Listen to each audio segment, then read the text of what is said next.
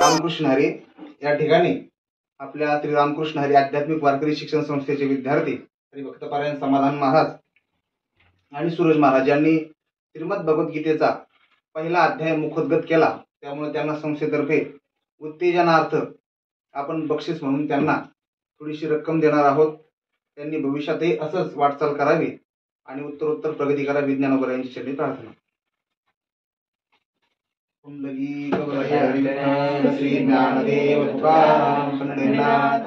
ओम श्री परमात्मने नमः। अथ प्रथमोऽध्यायः। धृतराष्ट्र उवाच धर्मक्षेत्रे कुरुक्षेत्रे समवेतायुत्सवः मामकाः पाण्डवाश्चैव किमकुर्वत सञ्जय। सञ्जय उवाच दृष्ट्वा तु पाण्डवानीकं दृढं दुर्योधनस्तदा आचार्यमुपसंगम्य राजा वचनमब्रवीत्।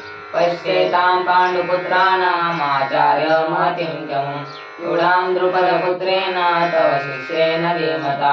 अत्र शूरा महेश्वासा भीमार्जुनसमायुधि युधान विराटश्च द्रुपदश्च महारथ दृष्टकेतुश्च कीलानः काशिराजश्च वीर्यवान् पुरुजित् कुन्तिभोजश्च शैलश्च नरपुङ्गवः युधामनुश्च विक्रान्त उत्तमौजाश्च वीर्यवान् सौभद्रो द्रौपदेयाश्च सर्व एव महारथाः।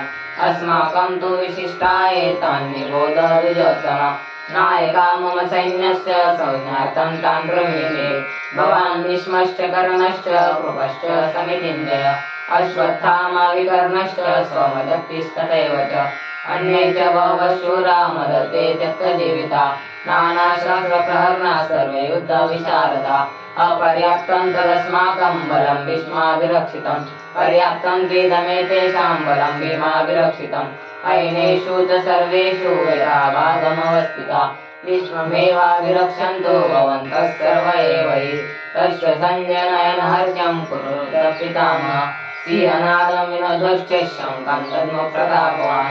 ततः शङ्खाश्च भैर्यश्च पनवान् भगोमुखाः सहसैवाभ्यन्यन्तश्च शब्दस्तुमुलोऽभवत्। ततः श्वेते हरियुक्ते महति स्यन्दने स्थितो माधवः पाण्डवश्चैव दिव्यो शङ्खो प्रदत्मतु। पाञ्चजन्यं ऋषिकेशो देवदत्तं धनञ्जय पौण्ड्रं दद्मो महाशङ्खं भीमकर्मारुपधरः। अनन्तवीर्यं राजा कुन्तीपुत्रो युधिष्ठिर नकुलः सहदेवश्च सुघोषो मणिपुष्पकौ काश्यश्च परमेश्वासश्च शिखण्डी च महारथ दृष्टद्युम्नो विराटश्च सात्विकिश्चापराजितः द्रुपदो द्रौपदेयाश्च सर्वशः पृथिवीपते सौभद्राश्च महाबाहुः शङ्खान् दद्मुः पृथक् पृथक् सघोषधार्तराष्ट्राणां हृदयानि व्यधारयत्। नभश्च पृथिवीं चैव तुमुलो विनुनादयन्। अथ व्यवस्थितान् दृष्ट्वा धार्तराष्ट्रान् कपिजोदः योते शस्त्रसम्पाते ददर्शन्य पाण्डव ऋषिकेशं तदाख्य वीरमामहीपते। अर्जुन उवाच सेनयोरुभयोर्मध्ये रथं स्थापयमेतत् यावदेतान् निरीक्ष्येऽहं युद्धकामानवस्थितान्। विर्मया सौयद्धव्यमस्मिन् रणसमुद्यमे योत्समानान् वीक्षेऽहं एतेन समागता। धार्तराष्ट्रस्य दुर्बुद्धेर्युद्धे प्रिये चिकीर्षव। सञ्जय उवाच एवमुक्तो ऋषिकेशो गुडाकेशेन भारत सेनयोरुभयोर्मध्ये स्थापयित्वा रथोत्तमं भीष्मद्रोणप्रमुखतः सर्वेषां च महेक्षिताम्। उवाच पार्थ पश्येतां समवेतान् कुरुनिति।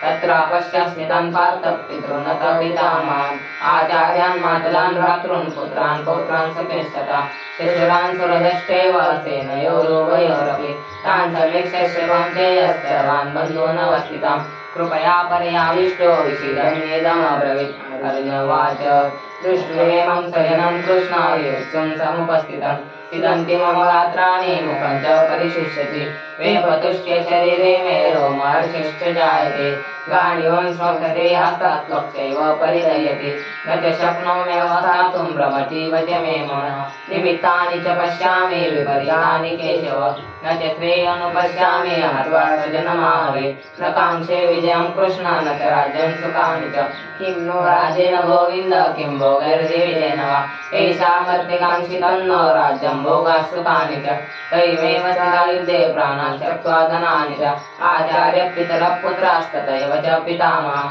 मातुलश्च पौत्राः शालाः सम्बन्धिनः तथा एतान् हन्तुमिच्छामि घ्नतोऽपि मधुसूदन अपि त्रैलोक्यराज्यस्य एतत् किं नु मयि कृते यत्तदार्थराष्ट्रान् स्थापितिस्तात् जनार्दन पापमेवाश्रयेदस्मान् त्वेतानाततायिन तस्मान्नार्हा वयं हन्तुं धार्तराष्ट्रान् स्वबान्धवान् तच्चनं हि गतं हत्वा श्याम माधव यद्यपैते न पश्यन्ति लोकोपहतचेतस कुलक्षये कृतं दोषं मित्रद्रोहे च पातकं कथं न ज्ञेयमस्माभिः पापात् तस्मात् निवर्तितुं कुलक्षये कृतं दोषं मित्रस्य जनार्दन कुलक्षये प्रणश्यन्ति कुलधर्माः सनातन धर्मे नष्टे कुलं कृष्णमधर्मो विभवति अधर्माविभवात् कृष्ण प्रदुषन्ति कुलक्रिया श्रीशूदृष्टासु वार्ष्णेय जायते वर्णशङ्कर शङ्करो नरका एव कुलज्ञानां कुलस्य च पतन्ति पितरो येषां लुब्धपिण्डोदकक्रिया दोषे रेते कुलज्ञानां वर्णशङ्करकारकै